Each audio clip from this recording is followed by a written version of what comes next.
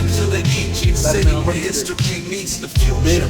Roman emperors blazing trails to set fire. I nurture, spit rhymes like fire. The words I deliver, like us to leading Rome, the illest rap center.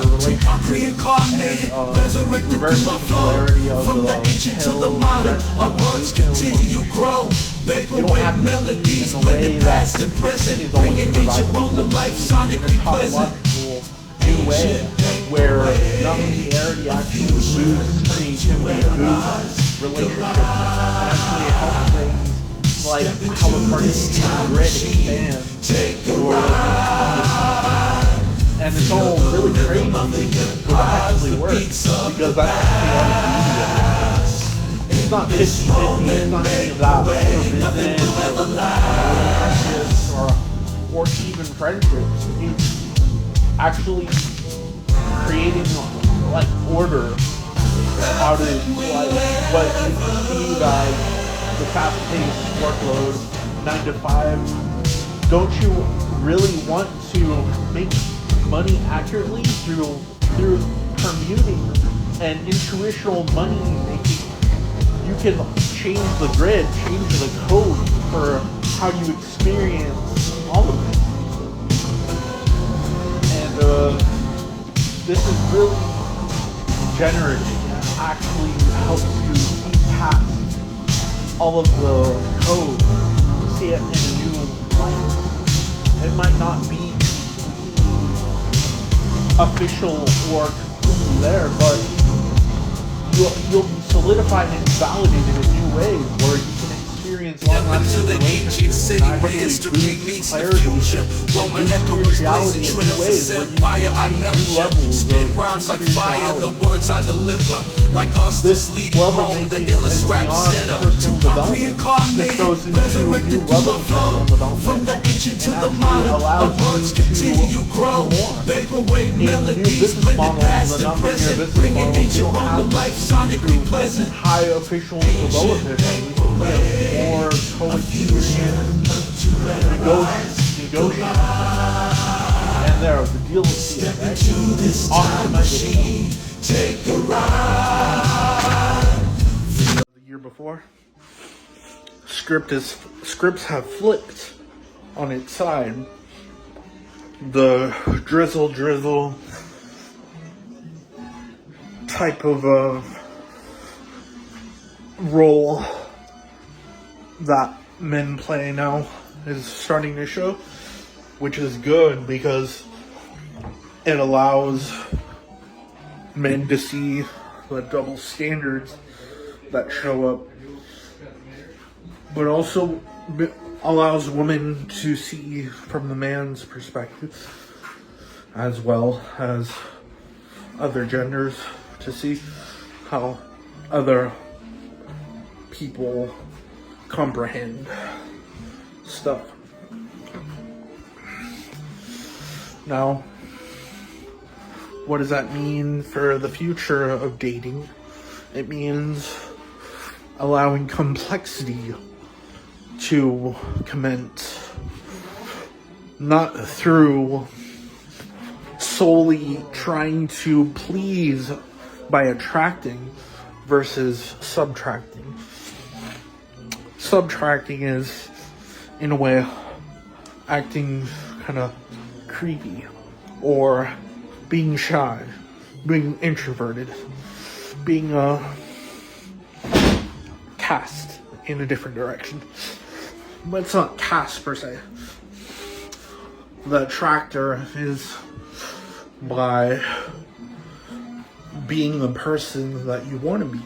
But what you want isn't entirely what is true, but it's true to a certain degree.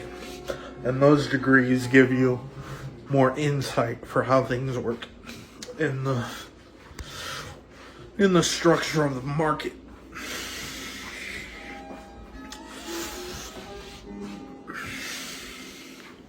So, allowing rich, composite complexity to arise. You don't act. I'm not telling you that you have to do something certainly for what you want to do, but You see, I'm wholly not someone that you should take advice from, but you should listen to what I have to say for a little bit. It's like, imagine that you're in a simulated sphere called the circloid. You're walking through it. I know you're part of the circloid. In the circloid, you have a woman in the corner and their seats. It's a coffee place. It's a restaurant, Dutch Bros kind of vibe. You got men on one side, kind of looking with the corner of their eye, trying to do different things. Sometimes they want to work on a project, write a book, drink some coffee, have a cookie. And on the other side, you have females that are interacting with other girls, and they're looking pretty with their makeup, and just doing their own thing sometimes, or trying to get an attractor. See, this is the issue with attracting and subtracting kind of environments, and the law of attraction, and with like books like The Secret and Dale Carnegie's books and other people like Rockefeller or Rothschild's opinions and views. You have to allow yourself to see a rich complexity where you don't have to approach because you're attracted, or you don't have to approach because you feel like you're undermining yourself and you have to force yourself to do it because it's part of it's part of the utility or the utilitarian perspective that you have. So, what do? You don't, in your head, you don't have the mentality. It's all about your head too, because in this headspace, people can actually pay attention to what you're thinking and what you're doing, which kind of sucks when you have a bad rep. You get more emotional, more sensitive in that area where people can like see how you act, see how you portray yourself. So what do you do? What do you do exactly? You don't fake it. You don't act. You don't put on a facade. It's about encountering yourself for what you are and seeing the engagement as a pure talk, non-hierarchical talk. Like what you would do if you were in a guild, or if you were in like with counselors in like in a space. You just talk. However,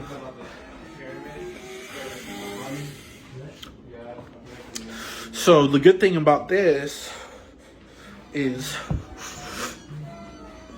you allow yourself to not think so one way or the other, but allow yourself to have a contextual kind of appearance, shifting degrees of thought, just 1 degree off or 1 degree in perspective, like revolving in understanding the relativity of thought instead of allowing your thought to create a linear appearance. Now, sometimes a linear appearance could be your history or what you were from the past to the present and the future. That could be the case. But we allow linearity to create all types of space in our head that is not pure chaos until it's understood, but it is pretty chaotic. So that's why some people like to not put on a facade, but existentially add cloth to who they are. Wear perfume, wear deodorant, wear good clothes and stuff. Or add some weight, a value. For example, their business, their success, money, and all those type of stuff. Still part of the value if you see inherently the materialistic spirituality from that. It's feeding the ego soul, the genuine self, or the recontextualized ego that was lost once, and went into a new relativity of the self, creating a contextual bit of information that we see for ourselves. What else is there to say? This new self that you have, you build it through communicating with the audience, and you don't have to see it as audience, because whoever is watching, I don't literally see you as audience, and it's not you either. It's people in everyday life that have things to deal with, have the circumstances, have a job, have a family, and other people seeking relationships or friendships, companionships as such.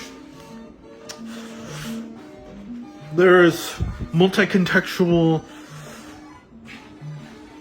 values to the characteristics of dating. You can see it like a status board with abilities. All the abilities you have as a man versus all the abilities a female has.